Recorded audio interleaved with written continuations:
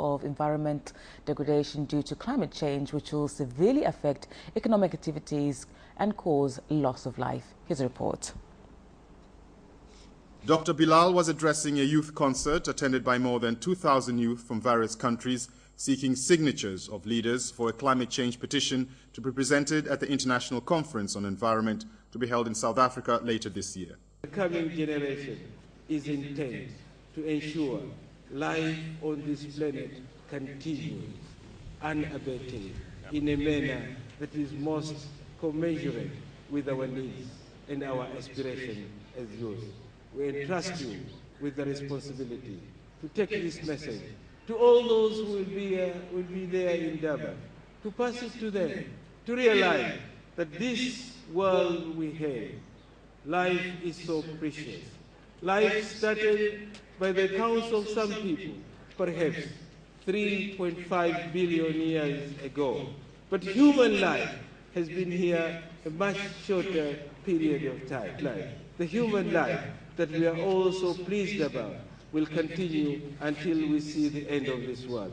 Speaking after Dr. Bilal had signed the countries due to developed nations, including her country and the United States, which to a large extent have caused environment pollution and climate change. My voice was to say sorry from the developing world to Africa, because this is where the effects of that climate change are being felt the hardest, and we understand that this is injustice, this is unfair, and we want to work for fairness. The youth in the UK are speaking up for fairness.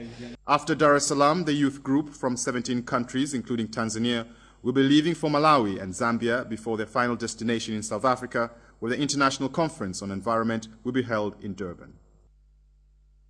Will not recognize the current regime in Libya as it has done to Madagascar unless it fulfills conditions spelled out by the African Union, which includes formation of an interim government representing the ruling clique and the opposition. Here are the details. Responding to a question at the National Assembly, the Deputy Minister for Foreign Affairs and International Cooperation, Mahadi Juma Maalim, said this was Tanzania's position. He gave an example that Tanzania did not recognize illegal regimes in Mauritania and Guinea-Conakry until after they had fulfilled conditions governing the African Union for legitimacy of any government on the continent. Responding to a question in the National Assembly, the Minister for State in the Prime Minister's Office, Policy Coordination and the National Assembly, William Lukuvi, said a process is underway to amend 2009 Disaster Management Act to facilitate creation of a new disaster management fund. The government is finalizing procedures through the Fair Competition Commission, which will facilitate pre-inspection of imports as one way to curb infiltration of imported counterfeit products. Here is a report.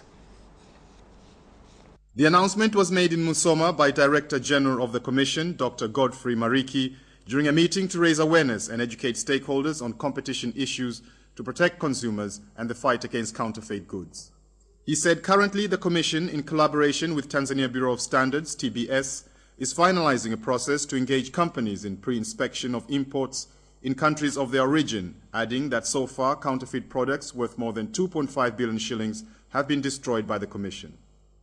Dr. Mariki said pre-shipment inspection will also help remove business malpractices by some unscrupulous traders who collaborate with foreign companies to produce and import substandard commodities for the sake of getting huge profits. Following fuel scarcity in the past 2 weeks, petrol has now started to be distributed in Tanga City. Petrol stations have now started to sell fuel, while some transporters complained of hiked prices of the commodity.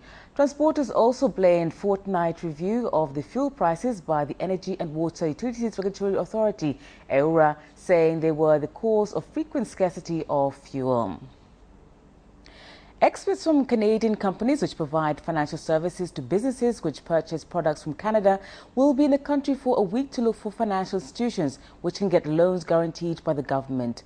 This was said in Dar es Salaam by the Canadian High Commissioner to Tanzania, Robert Orr, who said Air Tanzania ATCL is one of the companies which has plans to purchase small aircrafts from a Canadian company called Bombardier through such a program. Canadian particular interest here because the one plane that is flying at the moment is in fact a Canadian-made plane from Bombardier, so this is a particular interest for us. As we move forward, I know that it's been outlined to me that there's quite an ambitious 5-year plan, and which is important to see how that moves forward. Obviously, it's got to be done in a realistic way and probably in incremental growth, so things don't get too far ahead. But I think what's going to be really important is that it's commercially viable, financially viable. And that's the only way that the airline should proceed. And that's the end of the national news. The African news is next after the break.